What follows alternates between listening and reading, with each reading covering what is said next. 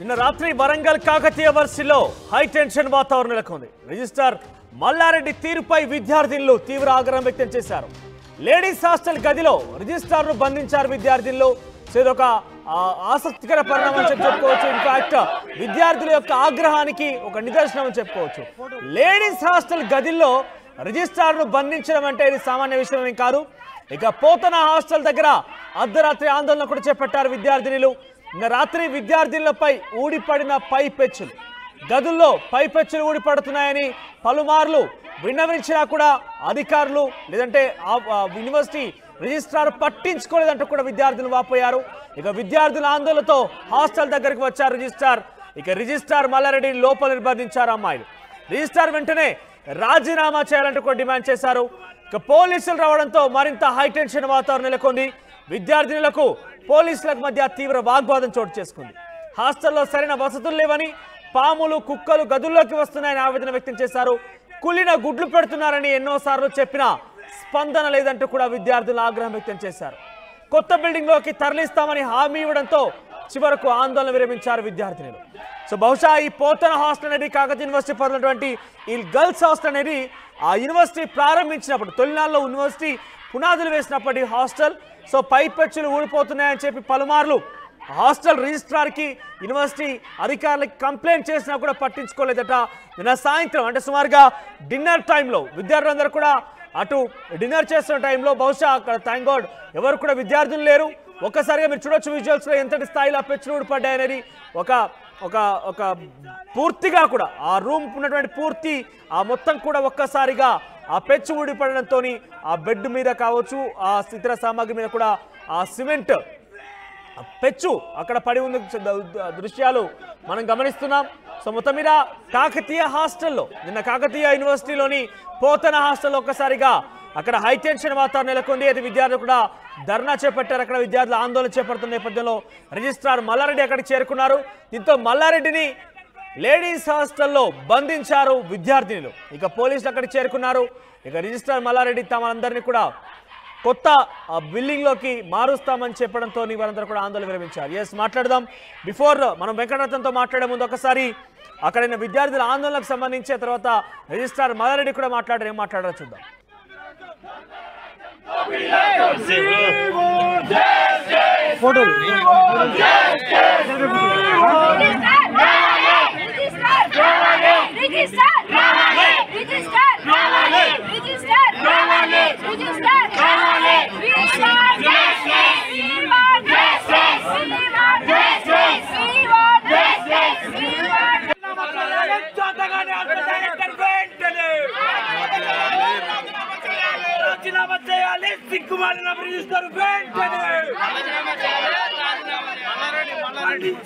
ఉన్నతాధికారులు వెంటనే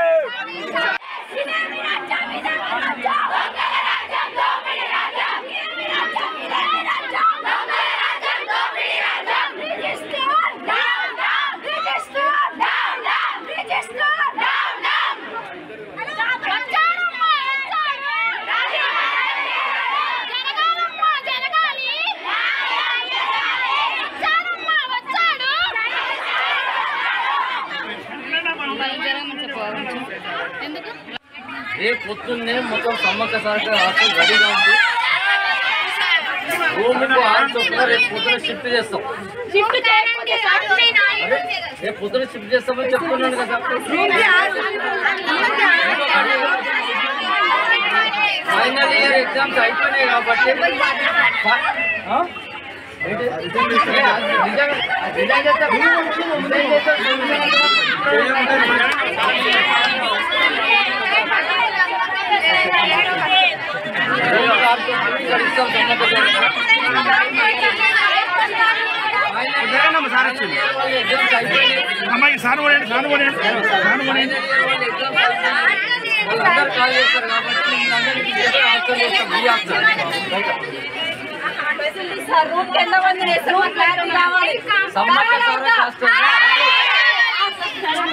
సమ్మక్క సారక్క హాస్టల్లో 6 ఇస్తాము. ఎట్లా ఫైనల్ ఇయర్ వాళ్ళు ఎగ్జామ్స్ అయిపోయినాయి కాబట్టి అందరూ ఫైనల్ ఇయర్ కాల్ చేస్తున్నారు కాబట్టి ఆ ప్లేస్ లో మనం చెప్పేస్తాం. ఉన్నారా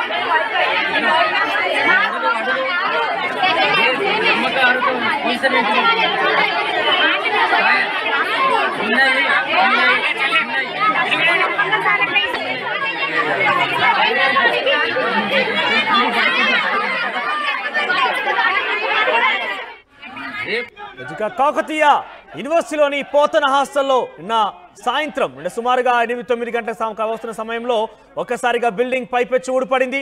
విద్యార్థులందరూ కూడా ఆందోళన బాట పట్టారు. రిజిస్ట్రార్ మల్లారెడ్డి వచ్చి తమని అందరినీ కూడా కొత్త బిల్డింగ్లోకి తరలిస్తామని హామీ ఇవ్వడంతో ఆయన్ని వదిలేశారు. అంతకు మునుపు ఆయన్ని విద్యార్థులు లేడీస్ హాస్టల్ గదుల్లో బంధించారు. మనతో పాటు జాయిన్ అవుతున్న ప్రతినిధి వెంకటరత్నం. వెంకటరత్నం, అసలు ఏం జరిగింది? గత కొంతకాలం వారందరూ కూడా వినతి ఇస్తున్నారు, వారి సమస్యలు చెప్పుకుంటున్నప్పటికీ అధికారులు కానీ రిజిస్ట్రార్ కానీ పట్టించుకోవడానికి కూడా విద్యార్థులందరూ కూడా వాపోతున్నారు. అసలు ఏం జరిగింది? వారందరూ కూడా నిజంగానే కొత్త బిల్డింగ్ తరలిస్తామని హామీ ఇచ్చి మీరు తరలిస్తున్నారా? ఏం జరుగుతుంది అక్కడ? మనోజ్, ఇప్పటి వరకు కాకతీయ యూనివర్సిటీలో ఎన్నో సమస్యలు తిష్టవేసి కూర్చున్నాయి. ఇప్పటి వరకు వరంగల్ కాకతీయ యూనివర్సిటీ అంటే ఒక విద్యా హబ్ గా, ఎడ్యుకేషన్ హబ్ గా తెలంగాణకు ఒక తలమానికంగా ఉన్నటువంటి యూనివర్సిటీ. ఉస్మానియా యూనివర్సిటీ తర్వాత కాకతీయ యూనివర్సిటీకి అంతటి పేరు ప్రఖ్యాతులు ఉన్నటువంటి ప్రాంతం. అయితే ఇప్పుడు తెలంగాణ ప్రభుత్వం వచ్చిన తర్వాత ఇక్కడ 10 సంవత్సరాలు ఉన్నప్పటికీ కూడా ₹1 కూడా నిధులు విడుదల చేయకపోవడము, మెయింటెనెన్స్ లేకపోవడం వల్ల అనేక ఇబ్బందులు కూడా తలెత్తినటువంటి సందర్భము. ఇప్పటి వరకు విద్యార్థులకు సంబంధించి కూడా ఎన్నో వినతి పత్రాలు సమర్పించారు. మాకు అన్ని రకాలుగా వసతులు ఏర్పాటు చేయాలి, ఇది ఒక చదువుకునేటువంటి ఒక విద్యాలయం కాబట్టి దీనికి సంబంధించినటువంటి మెయింటెనెన్స్ వ్యవస్థ కూడా ఉండాలన్నటువంటి ఒక ఆలోచనలు చేశారు. దీనికి సంబంధించి దీంతో పాటు ఎన్నో అవినీతి కార్యక్రమాలు కూడా జరుగుతున్నాయని చెప్పి ప్రతి నిత్యము ఇక్కడ ఆందోళనలు, ధర్నాలు నిత్యకృత్యంగా మారుతున్నటువంటి పరిస్థితి. ప్రస్తుతం ఇక్కడ పోతన హాస్టల్లో బిల్డింగ్ పైపెచ్చులు ఊడి ఒక పెద్ద ప్రమాదం తప్పింది. ఒకవేళ అర్ధరాత్రి గనక ఈ పెచ్చులు ఊడితే ఎన్నో ప్రాణాలకు ప్రమాదం జరిగేటువంటి అవకాశం ఉంది. ఇప్పుడు యూనివర్సిటీ రణరంగంగా మారేటువంటి పరిస్థితులు మాత్రం స్పష్టంగా కనిపించేవి. కానీ అదృష్టవశాత్తు యూనివర్సిటీలో ఉన్నటువంటి విద్యార్థినులు రాత్రి 9 గంటలకు డిన్నర్ చేసే టైంలో వాళ్ళు హాస్టల్లో నుండి మెస్కి వెళ్ళిన సందర్భంలో ఈ పెచ్చులోడి కింద పడిపోయాయి. పెద్ద ప్రమాదం అంటే పెను ప్రమాదం జరిగిందని అనుకోవచ్చు. ఒకవేళ విద్యార్థులకు గనక ఏమన్నా జరిగితే ఒక రణరంగ వాతావరణం అయితే కనిపించేటువంటి ప్రస్తుతానికైతే యూనివర్సిటీలో వీళ్ళు హాస్టల్లో మెస్ చేస్తున్నటువంటి సమయంలో ఈ పెచ్చులు ఊడిపోయడము, వాళ్ళు తిరిగి వచ్చి చూసేసరికి ఒక దిగ్భ్రాంతికరమైనటువంటి వాతావరణం అక్కడ కనిపించింది. భయాందోళనలో విద్యార్థులు ఉన్నారు. ఒకవేళ తాము ఈడ ఉంటే తమ పరిస్థితి ఏందనేది. ఆ ఉన్నటువంటి బెడ్ మీదనే మెయిన్ పెచ్చులన్నీ ఊడి కరెక్ట్ బెడ్ మీద పడ్డాయి, పక్కనటువంటి కుర్చీల మీద పడ్డాయి. అంటే ఒక భయానకమైనటువంటి వాతావరణం అక్కడ మనకు స్పష్టంగా కనిపిస్తుంది. దీనికి సంబంధించి గత కొద్ది రోజుల క్రితమే ఒక విద్యార్థినిపై ఇదే హాస్టల్లో ఒక ఫ్యాన్ ఊడి తల మీద పడడంతో చాలా తీవ్ర గాయాల పాలైంది. ఆమె బ్రెయిన్ కూడా డ్యామేజ్ అయ్యేటువంటి పరిస్థితుల దాకా వెళ్ళింది. వెంటనే స్పందించినటువంటి అధికారులు ఆమెకు ప్రాపర్ ట్రీట్మెంట్ ఇచ్చారు. కానీ ఈ ప్రమాదాన్ని గుర్తించి విద్యార్థులు అప్పుడు కూడా ఆందోళన చేశారు. కానీ ఒక్కరు పట్టించుకున్నటువంటి పాపన పోలేదు. కానీ విద్యార్థులు మాత్రం దీనిపై ఎప్పటికీ నిరసన తెలుపుతూనే ఉన్నారు. కానీ నిన్న జరిగినటువంటి సంఘటన దాదాపు ఒక భయానకమైనటువంటి వాతావరణాన్ని కూడా ఇక్కడ మనం చూస్తున్నటువంటి పరిస్థితి మనకు విజువల్స్ లో చూస్తుంటే తెలుస్తుంది. కానీ మొన్న జరిగినప్పుడు స్పందించి ఉంటే ఇటువంటి పరిస్థితి ఉండకపోయింది. దీనికి సంబంధించి కారణాలు కూడా అనేక ఉన్నాయి. యూనివర్సిటీని మెయింటెనెన్స్ చేసేటువంటి పరిస్థితి అయితే అస్సలు కనిపించట్లేదు. ఇక్కడ విద్యార్థులు మాత్రం ఎప్పటికీ అంటే ఇట్లా ఫుడ్ డ్యామేజ్ ఉంటుంది. అలాగే ప్రతి సందర్భాన్ని కూడా ఉదహరిస్తున్నారు. అంటే యూనివర్సిటీ పరిసర ప్రాంతాల్లో చెట్లు, చేమలు, వర్షాకాలం వచ్చినాయి కాబట్టి పాములు వస్తున్నాయి. మెస్లోకి వెళ్తే అక్కడ ఉన్నటువంటి వాతావరణం కూడా సరిగా లేదు. అంటే ఇటు అనారోగ్యం పాలుగాక తప్పడం లేదు. అలాగే చదువు కాన్సన్ట్రేట్ చేసేటువంటి పరిస్థితి లేదు.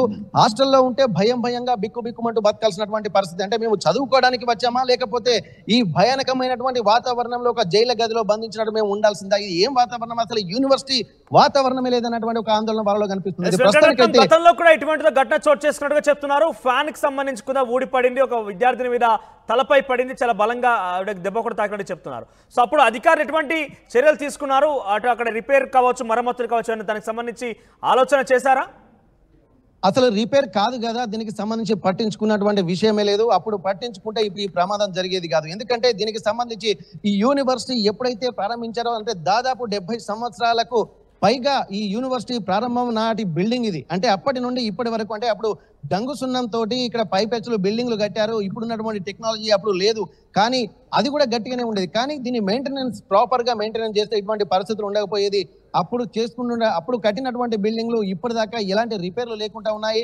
అయితే గత తెలంగాణ వచ్చిన తర్వాత యూనివర్సిటీలను ఆధునీకరిస్తామని చెప్పి ఎంత చెప్పినప్పటికీ యూనివర్సిటీల మీద చిన్న చూపు చూసారని చెప్పవచ్చు. ఎందుకంటే రెగ్యులర్ వీసీలు లేకపోవడం ప్రధానంగా కారణంగా భావించవచ్చు. రెగ్యులర్ వీసీలు ఉంటే వాళ్ళ సమస్యలు వినేవారు, వారికి ఏదైతే అవసరమో దానికి సంబంధించి ప్రతిదీ చొరవ తీసుకునేటువంటి అవకాశం ఉంది. అప్పటి నుండి ఇప్పటిదాకా వీసీలు లేకపోవడం వల్ల విద్యార్థులు ఆందోళన చెందుతూనే ఉన్నారు. మొన్న రీసెంట్ గా ఆందోళన ఉధృతం అవుతున్నటువంటి నేపథ్యంలో ఇన్ఛార్జి వీసీలను ప్రతి యూనివర్సిటీకి తెలంగాణలో ఉన్నటువంటి 10 యూనివర్సిటీలకు వీసీలను వేశారు. అందులో భాగంగానే కాకతీయ యూనివర్సిటీకి కూడా వాకాటి కరుణ మేడం ని కూడా ఇక్కడ ఇన్ఛార్జి వీసీ చేశారు.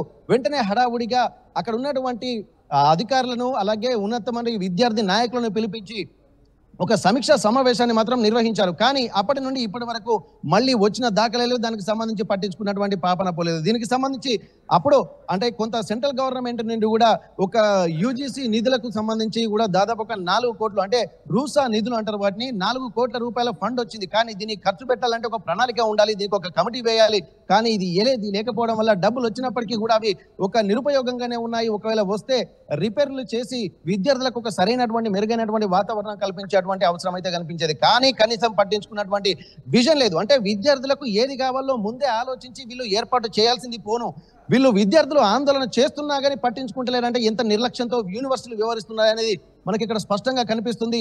ఈ ఉదాసీనతను దృష్టిలో పెట్టుకొని విద్యార్థులు ఎప్పటికప్పుడు ఒక నిర్ద్వంద్వంగా ఈ ఆందోళనలు చేస్తున్నప్పటికీ కూడా ఒక స్పందన కరువు అవడానికి కూడా బహుశా ఇప్పుడు ఇన్ఛార్జ్ వీసీలో కొనసాగుతున్నట్టుగా ఉన్నారు. రాష్ట్ర వ్యాప్తంగా యూనివర్సిటీ కూడా అక్కడ వాకటి కరుణ కూడా వీసీగా ఉన్నారు. సో తన దృష్టిలోకి వెళ్ళిందా ఈ సమస్య? గతంలో వెళ్ళినటువంటి ఫ్యాన్ ఓడిపోవడం కావచ్చు, ఇప్పుడు కావచ్చు, ఈ సమస్య వారి దృష్టికి వెళ్ళిందా?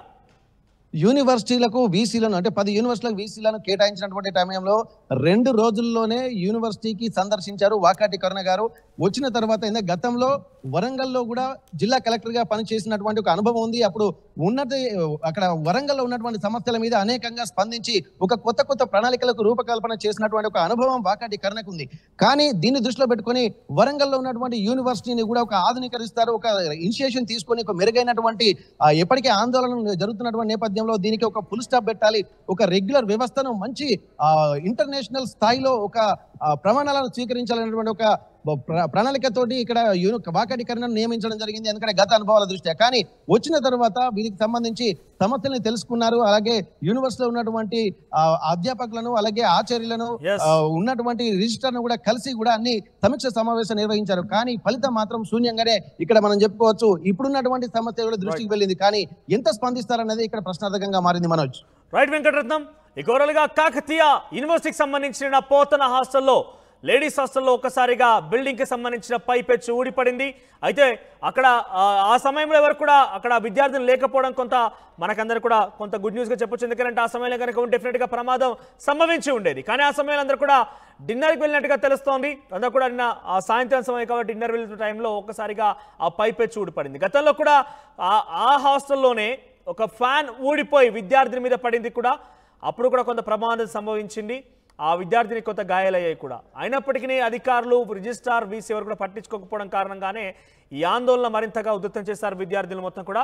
అక్కడ రిజిస్ట్రార్ మల్లారెడ్డిని కూడా లేడీస్ హాస్టల్లో బంధించడం కూడా జరిగింది. ఆయన కొత్త బిల్డింగ్కి మారుస్తామని చెప్పి హామీ ఇచ్చిన తర్వాతనే విద్యార్థులు ఆయన వదిలిపెట్టారు కూడా.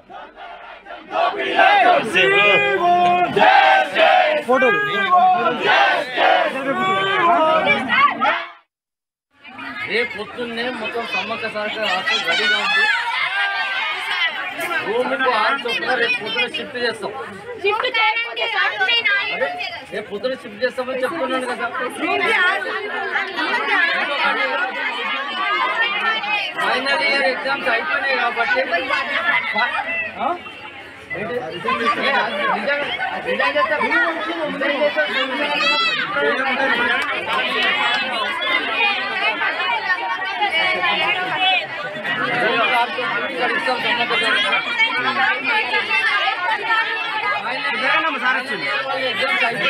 అమ్మాయికి సార్